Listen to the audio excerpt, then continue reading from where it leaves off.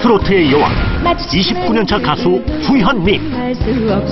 그녀의 숨겨진 재능을 일찍이 알아본 이는 바로 아버지였습니다. 어렸을 때 무슨 집안마다 왜 그 꼬마 가수 이렇게 있잖아요. 내 자식은 참 노래를 잘한다 이런 생각을 하셨었나 봐요. 노래 자랑 이런 데도 데려가서 세워주시고 작곡가 분한테 저를 이제 소개를 해서 한번 이제 훈련을 받아보라고. 아버지는 홀로 대만으로 떠났고 장녀인 그녀는 가족의 생계를 책임져야 했습니다. 어느 날 이게 약국에 있는데 그 선생님이 찾아오신 거예요. 정종택 선생님께서. 가수를 한번 해보지 않겠느냐. 녹음 한두 곡 한번 테스트로 해보자. 그래서 녹음실에 갔던 게 그게 이제 전환점이 됐죠. 그렇게 접어든 가수의 길. 대상 주현미. 아, 축하드립니다. 그녀는 트로트의 여왕으로 가요계 한 획을 긋습니다. 정말 그렇게 100% 세상에 유일하게 나의 재능을 믿어준 분이 있었을까 싶을 정도로 아버지의 그 믿음이 오늘의 저를 있게 한 것 같아요. 아버지를 그리며 노래하는 가수 주현미 씨를 소개합니다.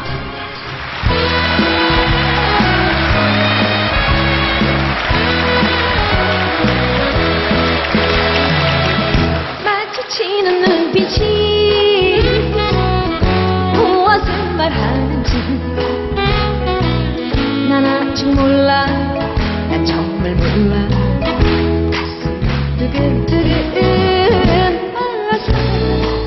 사랑했나봐. 해질 무렵이면 창가에 앉아 나는요 어느샌가 그대 모습 그려요. 사랑한다고 좋아한다고 말해주세요. 눈물만큼 고운 별이 될래요. 그대 가슴에.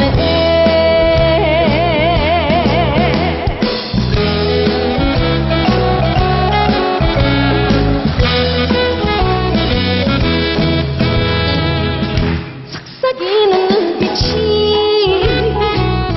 무엇을 말하는지 난 아직 몰라. 정말 몰라. 가슴만 두근두근 사랑했나봐. 그때 지나치는 시간이 되면 나는요 어느샌가 거울 앞에 있어요. 사랑한다고 좋아한다고 말해주세요. 그대 가슴 속에 꺼지지 않는 별이 될래요.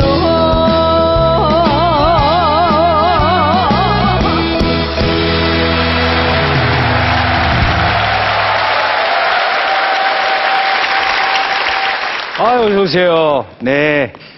와, 오랜만입니다, 주현미 씨. 네. 근데 뭐, 주현미 씨가 노래하면은 언제나 이렇게 큰 박수와 환호가 나와요. 아, 감사합니다. 노래 끝나고 나면은 정말 기분 좋죠. 네. 그때가 제일 행복하시죠. 그렇죠. 그런데 이렇게 대답하시는 주현미 씨가 이제 가수 데뷔하신 지 30년이 다 되셨는데. 네. 내년인가요? 내년이면 이제 만 30년. 만 30년. 비 내리는 영동교로 이제 데뷔한 지 30년. 30년이 됐어요. 네. 그럼 가수 생활 벌써 30년이면 뭐 주무시다가도 일어나서 그냥 반주나무 노래할 수준 아니에요. 그런데도 믿지 못할 일이 주현미 씨가 무대 나오기 전에 그렇게 떨고 긴장을 하신대요. 맞아요? 그렇죠. 나오기 네. 전에 꼭 그래요? 그럼요. 왜 긴장이 그래? 되죠. 예전보다 점점 더 그 긴장 그 더. 도는 예. 더 아주 더 진해지고 그래요. 예. 제가 어디서 들었는데 대가수들이 노래 정말 잘하는 그런 가수들이 세월이 흐르면 흐를수록 더 긴장을 한대요. 나오기 전에는. 나오면 바로 내 세상인데 그 직전에서는 또 다릅니다. 자, 하여튼 주현미 씨 오늘 강연 때문에 이렇게 나오셔서 참 저는 뜻밖이라고 생각을 했는데 네. 더군다나 오늘 강연 주제가 보니까 아버지의 선물이에요. 아버지의 선물. 이거 평소에 잘 안 하셨던 얘기 아닌가요? 특별히 아버지에 관한 이야기는 네. 처음 들려드려요. 그래요. 주현미 씨에게 아버지가 과연 어떤 선물을 주셨을까? 저희도 참 궁금합니다. 이제 노래 끝났으니까 네. 요걸 가지고 나서 저는 바깥에서 노래를 하고 있겠습니다. 네. 자, 박수를 청해서 아버지의 선물 들어보도록 하겠습니다.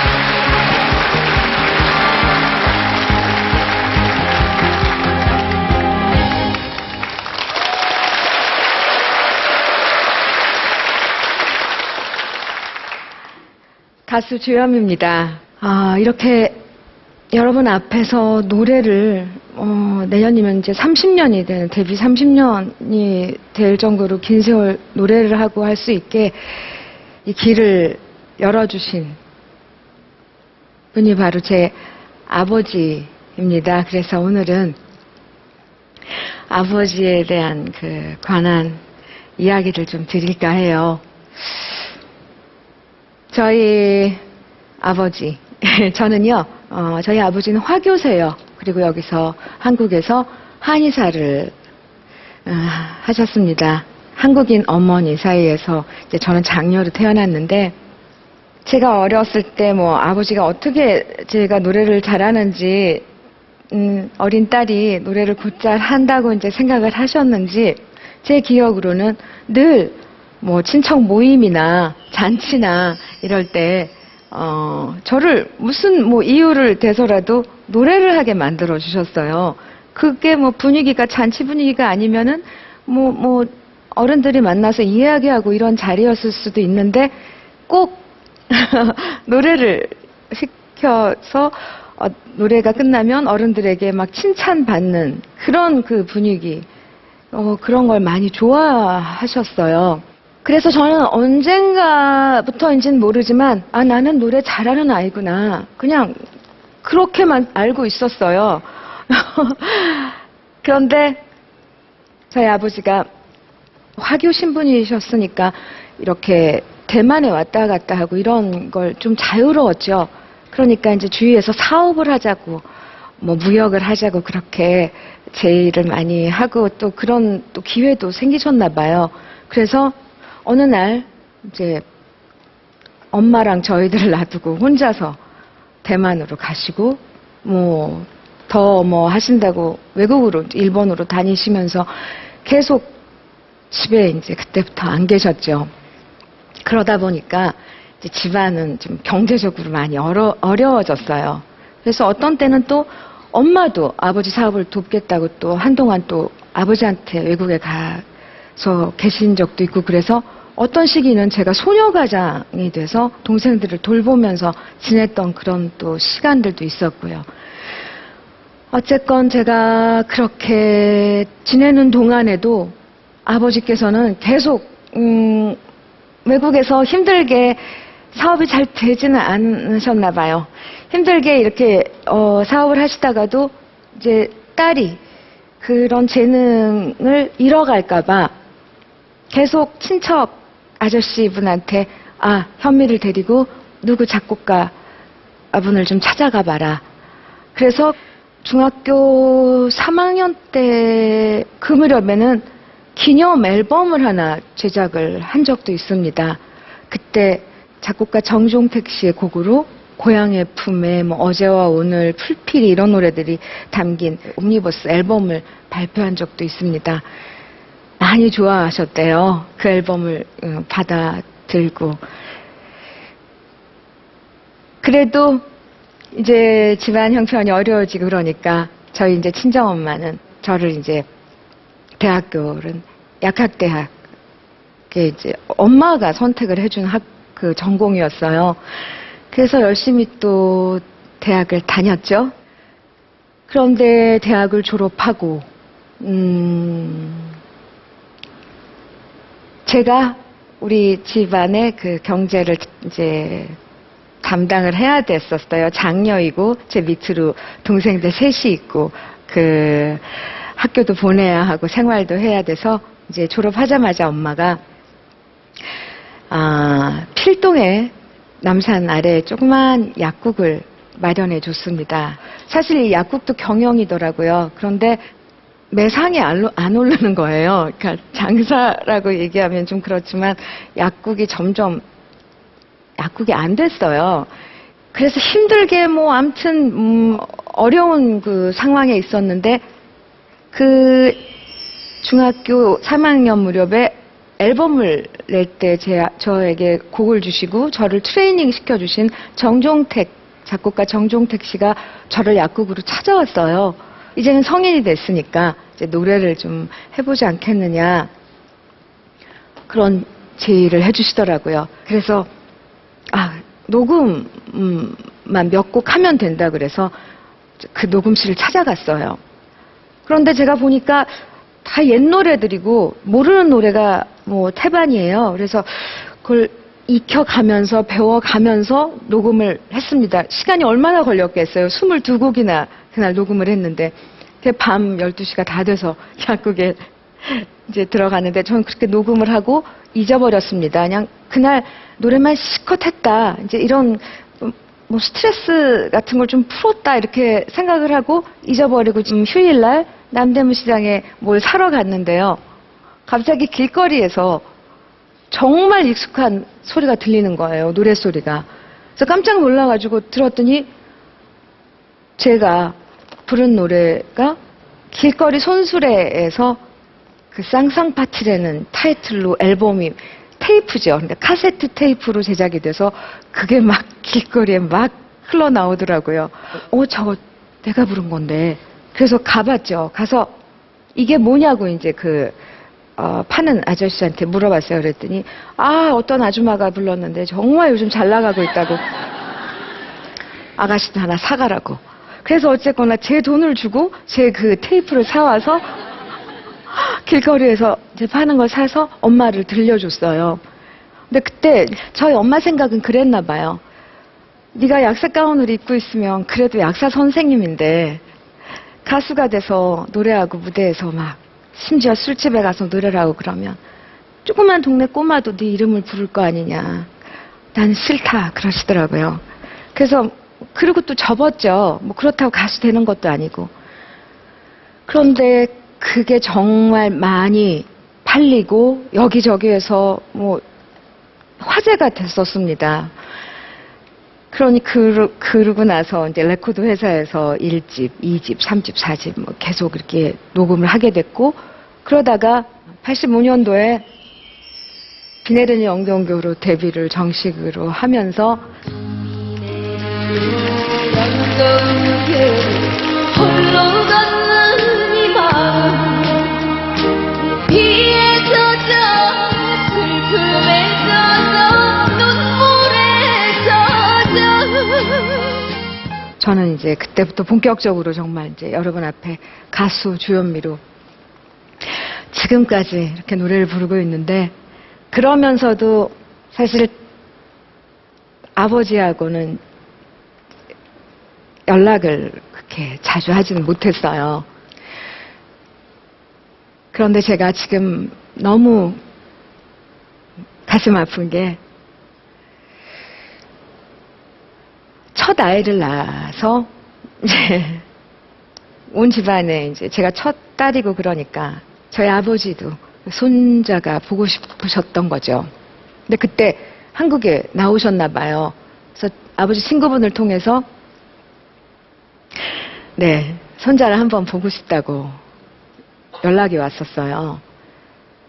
그런데 그때 저는 바빴고 또 아버지에 대한 그런 그동안 저희를 고생시킨 거, 뭐 엄마에게 그런 서운하게 했던 거 이런 것들이 좀 해결되지 않은 그런 상황에서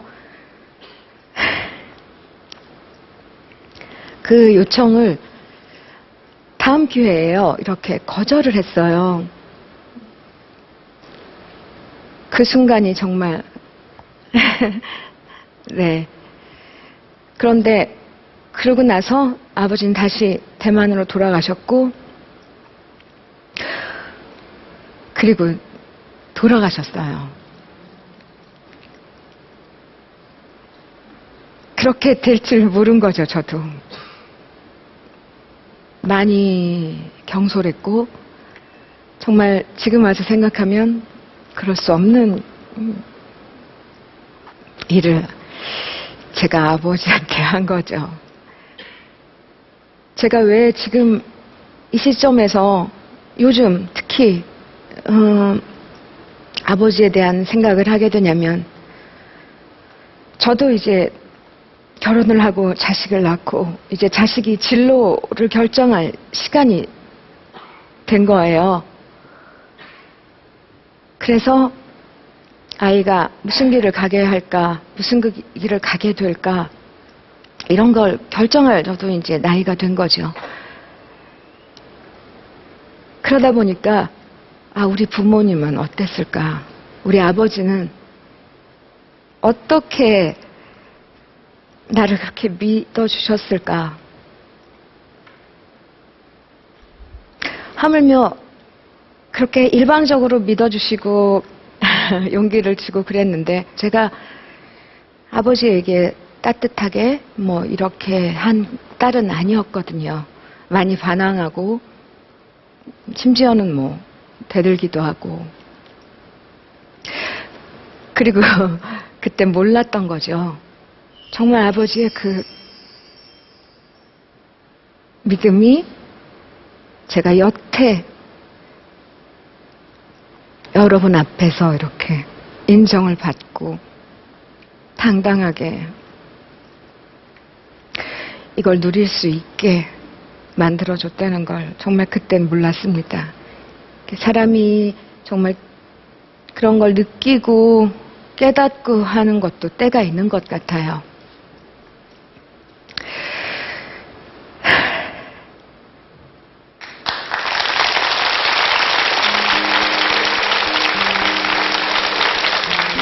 저는 저희 아버지, 우리 아버지로부터 받은 제일 큰 선물이 아버지의 그 믿음이라고 생각을 합니다.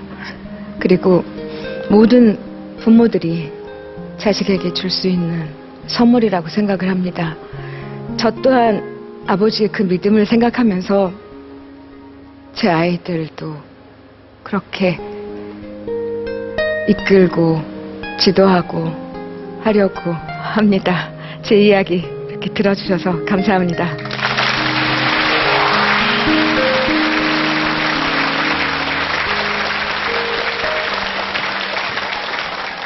이제 아버지에 대한 원망, 그때 원망은 다 잊으셨죠?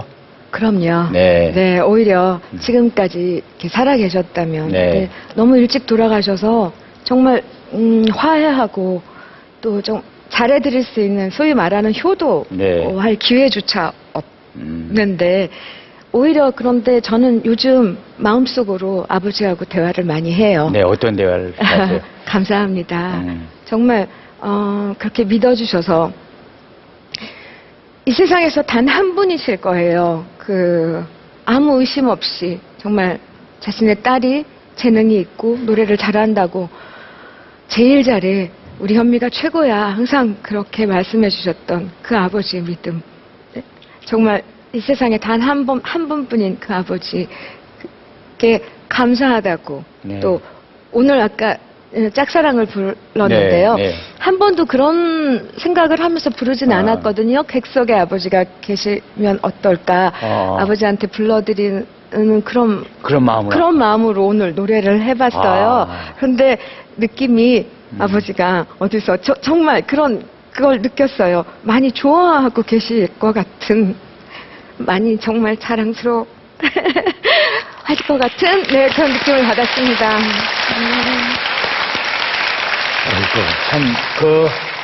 그러니까 아버님의 그 믿음이, 그 주현미 씨에 대한 그 믿음이 결국 아버지가 주신 선물이에요. 그렇죠? 네. 아주 세상에서 하나밖에 없는 고귀한 그런 선물이었습니다. 이제 공감운동을 보겠습니다. 버튼 잡으시고 버튼 눌러주세요. 자, 보겠습니다. 주현미 씨의 오늘 강연, 아버지의 선물. 자, 강연의 공감 온도 보겠습니다. 공감 온도는 올라갑니다. 자, 강연의 공감 온도는 97도였습니다.